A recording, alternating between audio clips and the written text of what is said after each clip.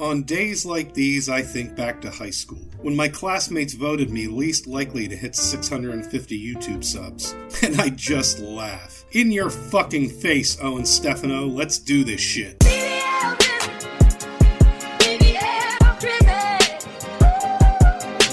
There was once a time I would get Domino's delivered multiple times a week, for the simple fact that they were way ahead of the game when it came to ordering apps. And when you're at home grounding out internet poker professionally and for 10 hours a day, those $5.99 deals meant many a sustenance was maintained by Domino's Pizza. But the thing about those times is that they were sad times. I don't look back fondly on being coated in grease and smelling of stale cheese. In fact, when I do, the rancid smell of Domino's cheese fills my nose and, frankly, makes me close to sick. I want to tell you about an illness that plagues me that I call cheese autism. So one day my dad returns from the store with a 3-pound bag of shredded cheddar cheese. He's going to make a giant batch of God knows what and immediately tears the bag open. I smell it, and it smells disgusting. Now, I love cheese. In fact, I think at this point most of my blood could be classified as the stuff. But what I cannot stand is cheese funk. I don't mean funky cheeses like blue cheese or camembert. I mean when cheese becomes oxidized and begins to break down. It smells like milk that's about a week past its expiration date. And the thing is, when I ask other people about it, they don't smell it. So I've deduced that I have some kind of super heightened, super-powered, cheese-smelling autism. I bring this up because while I find this odor most often in any pre-shredded bagged cheese, it's also present in overproduced chain pizza cheese. I usually don't notice how strong it is while I'm eating the stuff, but hours later, its odor lingers on my clothes, skin, and breath, which means that when I eat chain pizza, I am haunted by it for the entire day. Its foulness enveloping me to the point that not even a shower and thorough mouthwash can rid me of it. And I say all of this to let you know that on the grand scale of pizza chain restaurants, Domino's is by far the absolute fucking worst. I can't tell you why, I don't know what in their supply chain causes this to happen, and Domino's cheese doesn't taste any worse than their competitors, but my super cheese autism tells me that it is the lowest quality. I got some Domino's to confirm this, and yup, I can taste it right now. Its oils stain my fingers, my clothes. Its sickly air fills my lungs at this very moment. Domino's cheese is genuinely disgusting beyond measure. 3 out of 10.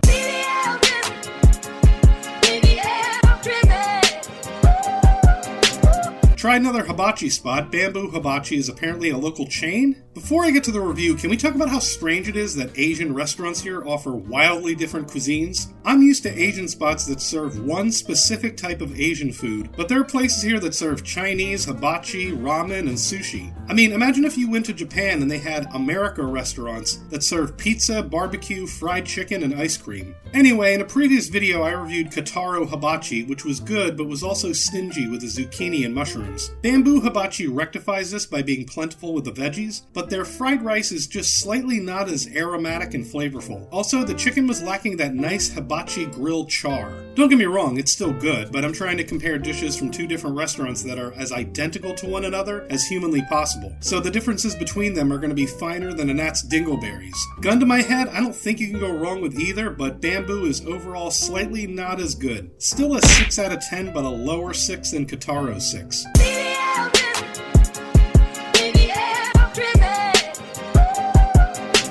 That was a short one, so let me throw in a bonus. I've already reviewed Chick-Fil-A before, but they've added a limited time menu item with a really annoying commercial called the Maple Pepper Bacon Sandwich, which is weird to not include chicken in the name because it's a chicken sandwich. I mean, you wouldn't call this a cheese, ketchup, onion, mustard, pickle sandwich. Anyway, this shit is genuinely gross. Many of the individual components are good on their own, but the spice blend uses MSG, which is fine, but I think it's incorporated into the sandwich via chicken bouillon. Chicken bouillon tastes fine as an additive to a stock, batter, or breading, which Chick-fil-A already does with their chicken, but using it as a spice mixture makes it taste chemically and downright unpleasant. So when eating the maple pepper bacon sandwich, you get these different elements like the pickle and the bacon, which are genuinely pleasant, but then you're left with a bitter aftertaste that coats your mouth. I ate this and then actually washed the taste out of my mouth, which means you can just skip this attempt at viral menu marketing. Not worth it.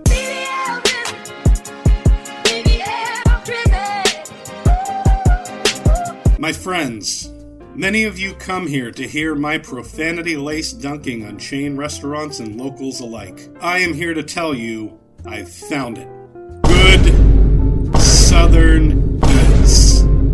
That's not an indictment of the Conway area. I'm sure there's good food here, but most of the good stuff I've found has been good Mexican, good Indian, good barbecue, very specific genres of food. What I'm talking about is just some good old country eats. The classics, made from scratch and without pretension, which is what I found at Taylor's Made Cafe, which is a stupid name, by the way. We went there and ordered the greatest hits: fried green tomatoes, country fried steak, club sandwich, and were positively blown away.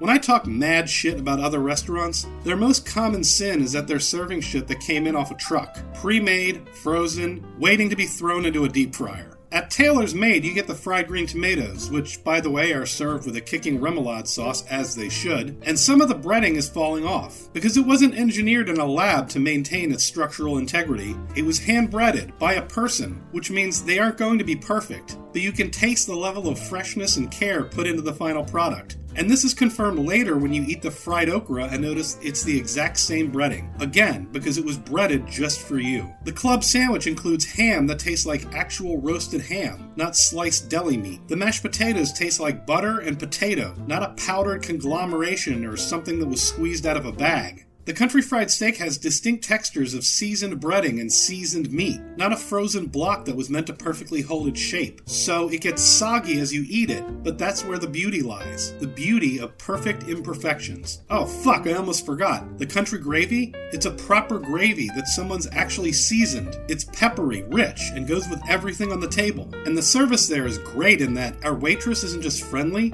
she's genuinely invested in us having a good time. When she came over and asked if we were ready for banana pudding, we were kicking ourselves for not having saved room. But that is a mistake we shall rectify shortly. This place fucking rocks, and Mrs. Rain and I were legitimately blown away. Fucking high 8 out of 10, good shit. But now that we've seen the good side of Southern cooking, let me show you an absolute fucking train wreck. Dear God! What have you done? Let me ask you, dear viewer, from parts nearby and far away, what do you think of when you hear the phrase Southern cooking? Maybe country fried steak or fried chicken, banana pudding or pecan pie? But beneath the veneer of common Southern cuisine are the dishes known only to small pockets of the region. Those obscure foods that, for whatever reason, never ascended the larger culinary zeitgeist. Now, you've probably heard of biscuits and gravy. Traditional Southern buttermilk biscuits, flaky and buttery, smothered in either a sausage or country gravy. It's a breakfast standard in many places. But have you seen one that looks like this? Oh man! Oh God! Oh man!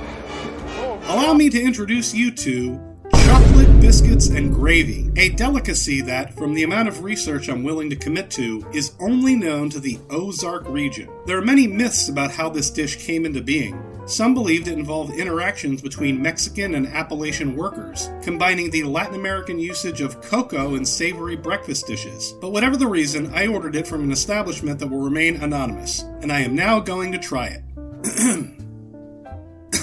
What the fuck? Okay, let us begin. Why would anyone do this? Why?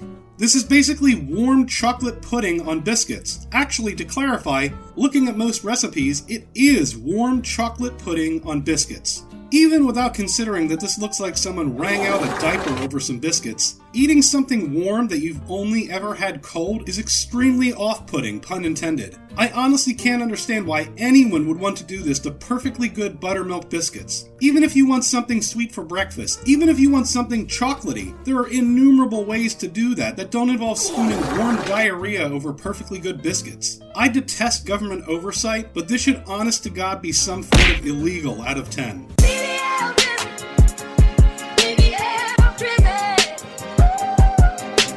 Just to recap for those in the back, good pizza is damn hard to find here in Conway. I was out for a run and stumbled, wheezing and out of breath, by US Pizza and saw that they had a decent crowd in on a Sunday. This was as good an excuse as any to stop running before I had a cardiac arrhythmia, so I went inside and got a sandwich to go. I got our famous sub, which boasted Canadian bacon, salami, pepperoni, mozzarella, creamy Italian, and romaine lettuce. Now, if you're not from one of the parts of God's kingdom that can make a decent sandwich, and immediately recognizes how fucked up all that is, let me break it down for you.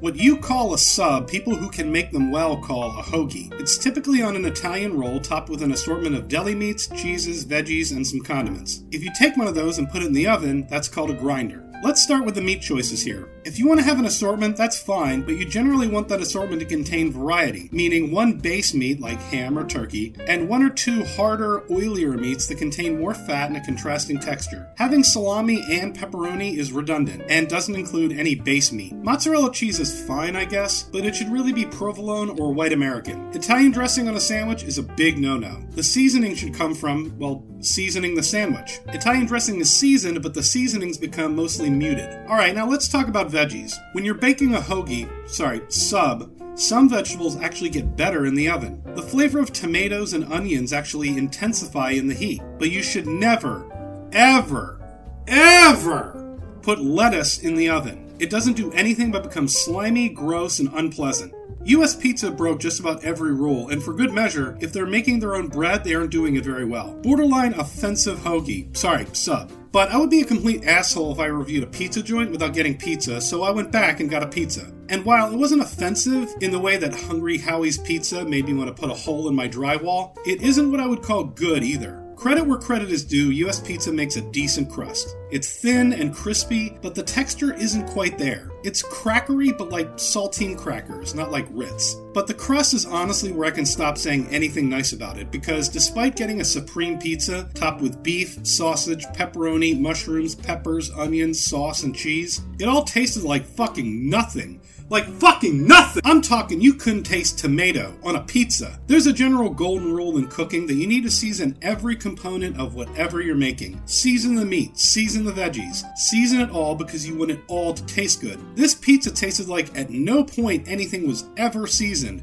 Like not even with salt. Not even the pizza dough tasted like they'd added salt. No oregano, basil, salt, or sugar in the sauce. Fucking nothing! The pizza would get a 6 out of 10 for texture, but a 0 out of 10 for flavor. It was that bad. I can understand that even pizza shop owners in Arkansas may not know about the intricacies of a sub, but this pizza was some shameful shit.